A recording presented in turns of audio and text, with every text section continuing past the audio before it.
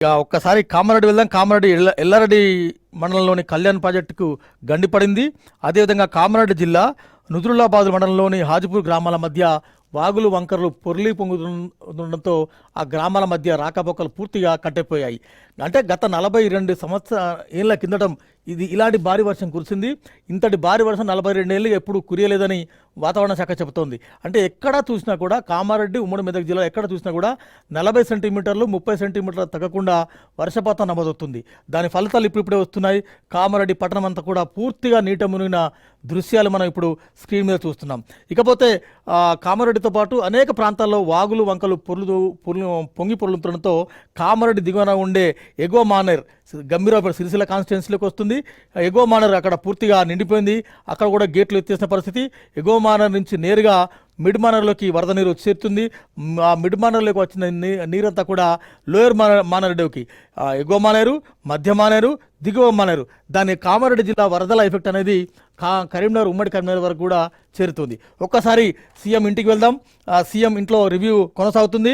రాష్ట్రంలో వర్షాలు వరదల పరిస్థితిపై జూబ్లీహిల్స్లోని సీఎం నివాసంలో రివ్యూ జరుగుతుంది. రాష్ట్ర ముఖ్యమంత్రి రేవంత్ రెడ్డి అధ్యక్షతన మల్లు భట్టి విక్రమార్క, డిప్యూటీ సీఎం, మంత్రులు సీతక్క, పొంగులేటి, శ్రీధర్బాబు, పొన్నం తదితరులు ఈ రివ్యూలో పాల్గొన్నారు. రాష్ట్ర ముఖ్యమంత్రి నిన్న అర్ధరాత్రి పొద్దుపోయేంత వరకు ఉన్నత స్థాయి సమీక్ష నిర్వహించారు. ప్రస్తుతం కూడా రివ్యూ నిర్వహిస్తున్నారు. ఒకవేళ వాతావరణం అనుకూలిస్తే మధ్యాహ్నం బేగంపేట నుంచి ఎల్లంపల్లి వరకు సీఎం ఏరియల్ సర్వే నిర్వహించే అవకాశం ఉంది. మరిన్ని వివరాలు అందించేందుకు మా రిపోర్టర్ సీనియర్ రిపోర్టర్ యాదగిరి లైవ్లో ఉన్నారు. యాదగిరి, రైట్, సీఎం ఇంట్లో ఏం జరుగుతోంది? వెంకటే, ఏదైతే ఈ వరుసలు మొన్నటి నుంచి కూడా మొన్న సాయంత్రం నుంచి కూడా కంటిన్యూగా ఎడతెరిపి లేకుండా రాష్ట్ర వ్యాప్తంగా కూడా వర్షాలు కురుస్తూ ఉన్నాయి. సో ఈ వర్షాలకు సంబంధించి వరుసగా రోజు కూడా సీఎం రేవంత్ రెడ్డి అధికారులను అలర్ట్ చేయడంతో పాటు ప్రభుత్వ పరంగా ఎలాంటి చర్యలు తీసుకుంటున్నారు, ఎలాంటి సహాయక చర్యలు చేపడుతున్నారు అనే దాని మీద ఎప్పటికప్పుడు సమీక్షలు చేస్తూ ఉన్నారు. ఆయా జిల్లాల వారీగా ఎక్కువగా వర్షాలు పడతాయని చెప్పేసి వాతావరణ శాఖ ఇస్తున్నటువంటి అలర్ట్లను దృష్టిలో పెట్టుకొని ఆయా జిల్లాల వారీగా ఆ కలెక్టర్లను సీఎం రేవంత్ రెడ్డి డైరెక్ట్గా వీడియో కాన్ఫరెన్స్ నిర్వహించి తీసుకోవాల్సినటువంటి చర్యలపై పలు సూచనలు చేస్తూ ఉన్నారు.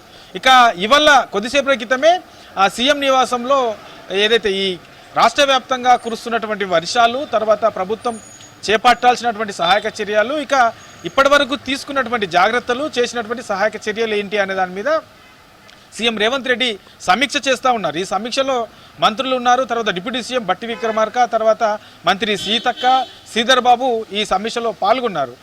ఈ సమీక్షలో మేజర్గా మనకు రాష్ట్ర వ్యాప్తంగా వర్షాలు కురుస్తున్నప్పటికీ ఎక్కువగా మనకు నిజామాబాదు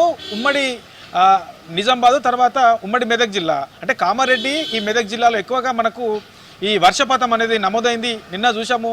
సో కామారెడ్డిలో 42% వర్షపాతం నమోదైన తర్వాత మెదక్ జిల్లాలో కూడా 30%కు పైగా వర్షపాతం నమోదైంది. అంటే రాష్ట్ర వ్యాప్తంగా వర్షాలు పడుతున్నప్పటికీ ఎక్కువగా వర్షపాతము ఈ 2 జిల్లాలో నమోదైనటువంటి సిచ్యువేషన్ మనం నిన్న చూసాము.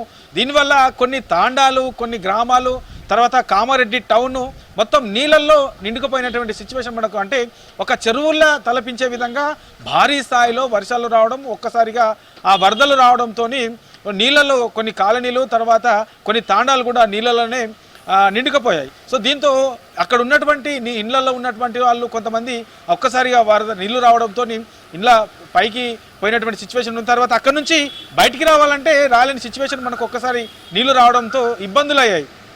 సో ప్రభుత్వం అలర్ట్ అయ్యి వెంటనే అక్కడ తీసుకోవాల్సినటువంటి చర్యలు, తర్వాత చేపట్టాల్సినటువంటి సహాయము, ఇవన్నీ కూడా అధికారులను అక్కడ దగ్గరుండి అలర్ట్ చేసి సహాయక బృందాలు అక్కడికి వెళ్ళి వాళ్ళందరినీ కూడా రెస్క్యూ చేసి బయటికి తీసుకొచ్చినటువంటి సిచ్యువేషన్ ఉంది. కాబట్టి నిన్నటి వరకు ఎలాంటి చర్యలు తీసుకున్నారు, ఇక నుంచి ప్రభుత్వం ఎలాంటి చర్యలు తీసుకోవాలి అనే దాని మీద సీఎం రేవంత్ రెడ్డి ఇవాళ సమీక్షలో మంత్రులకు సూచనలతో యాదగిరి, అంటే జిల్లా నుంచి జిల్లా కలెక్టర్లతో నిన్న రాత్రి నుంచి అటు ముఖ్యమంత్రి, ఇటు సీఎస్ ఎప్పటికప్పుడు రివ్యూ నిర్వహిస్తున్నారు, టెలికాన్ఫరెన్స్లో మాట్లాడుతున్నారు. ఇవాళ ఉదయం జిల్లా ఇన్ఛార్జ్ మంత్రులు కూడా ఆయా జిల్లాలకు వెళ్ళిన సందర్భం చూసాం. అంటే జిల్లాల నుంచి ఇన్ఛార్జ్ మంత్రుల ద్వారా, కలెక్టర్ల ద్వారా ఎలాంటి ఫీడ్బ్యాక్ వస్తుంది సీఎంఓకి?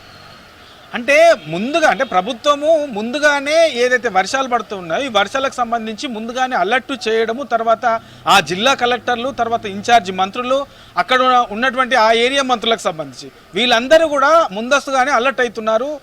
ఎక్కడెక్కడ ఎలాంటి చర్యలు తీసుకోవాలో అలాంటి చర్యలు ముందుగానే తీసుకుంటున్నారు. సో ఇప్పుడున్నటువంటి సిచ్యువేషన్లో నిన్న మనం చూసాము కామారెడ్డి, మెదక్ జిల్లాలో మొత్తం కూడా సహాయక బృందాలు అక్కడే ఉన్నాయి. తర్వాత జిల్లా కలెక్టర్లు దగ్గరుండి ఆ సహాయక చర్యలు చేపట్టే విధంగా అక్కడే ఉండి బృందాలతో ఆ సహాయక చర్యలు చేపట్టే విధంగా చర్యలు తీసుకున్నారు. సో చాలా మందిని కూడా ఆ నీళ్ళలో ఉండి ఆ గ్రామాలలో తాండాలలో ఉన్నటువంటి పబ్లిక్ని బయటికి తీసుకొచ్చినటువంటి సిచ్యువేషన్ మనం చూసాము. సో అక్కడ మంత్రుల దగ్గరుండి పర్యవేక్షిస్తున్నారు, తర్వాత జిల్లా కలెక్టర్ల దగ్గరుండి పర్యవేక్షిస్తున్నారు. సో వీళ్ళందరి నుంచి కూడా సీఎం రేవంత్ రెడ్డి అక్కడ ఏం జరుగుతుంది, ఇప్పటివరకు తీసుకున్నటువంటి సహాయక చర్యలేంటి, ఎలాంటి చర్యలు తీసుకుంటున్నారు, ప్రభుత్వ పరంగా మనము ప్రజలకు రాకుండా ఇబ్బందులు రాకుండా ప్రాణ నష్టం కాకుండా ఆస్తి నష్టం కాకుండా ఏం చేస్తున్నాం అనేది ఎప్పటికప్పుడు కూడా ఒక పక్క మంత్రులు మరో పక్క కలెక్టర్లు సీఎం రేవంత్ రెడ్డికి ఫీడ్బ్యాక్ ఇస్తున్నారు.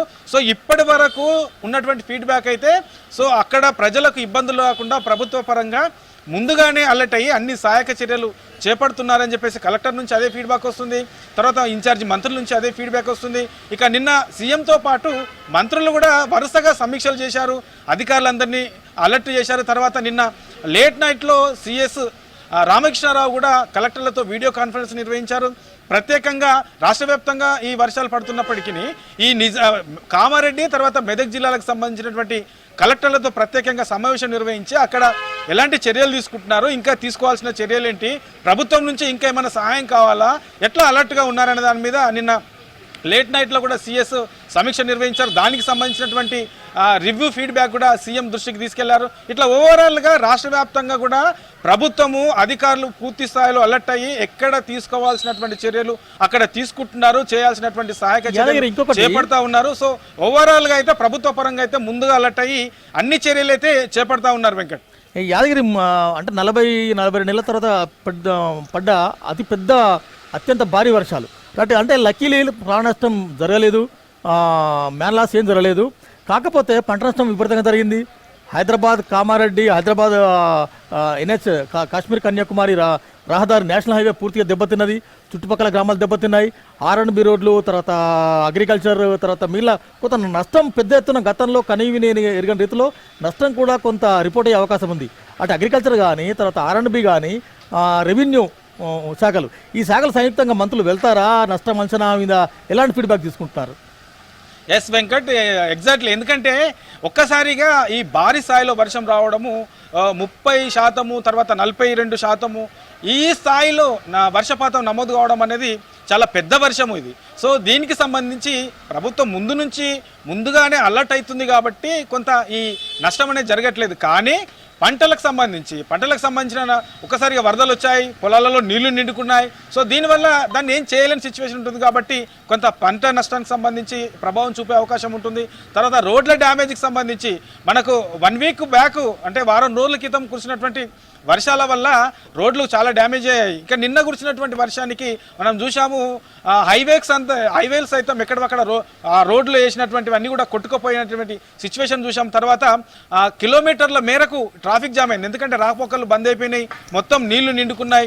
సో వరదల ద్వారా ఆ రోడ్లన్నీ కూడా కొట్టుకుపోయినాయి, వెహికల్ పోవడానికి వీల్లేదు. సో ఇట్లాంటి సిచ్యువేషన్ బాగా ఏర్పడ్డది కాబట్టి మేజర్గా ఈ వర్షాల వల్ల ముందస్తుగా అలర్ట్ కావడం వల్ల కొంత ప్రాణ నష్టము మీరు అన్నట్లు, తర్వాత ఆస్తి నష్టం పరంగా చూస్తే మనకు ఇవి అంతగా లేకున్నా ఈ పంట నష్టం అనేది ఈ ఎఫెక్ట్ పడే అవకాశం ఉంటుంది, కొంత పంట నష్టం జరిగే అవకాశం ఉంటుంది. తర్వాత ఈ రోడ్ల డ్యామేజ్ అనేది ఎక్కువగా కనబడే అవకాశం ఉంటుంది. కాబట్టి దీని మీద ఇప్పటికే ఆ మంత్రులు తర్వాత సీఎం కూడా అలర్ట్ అయ్యారు.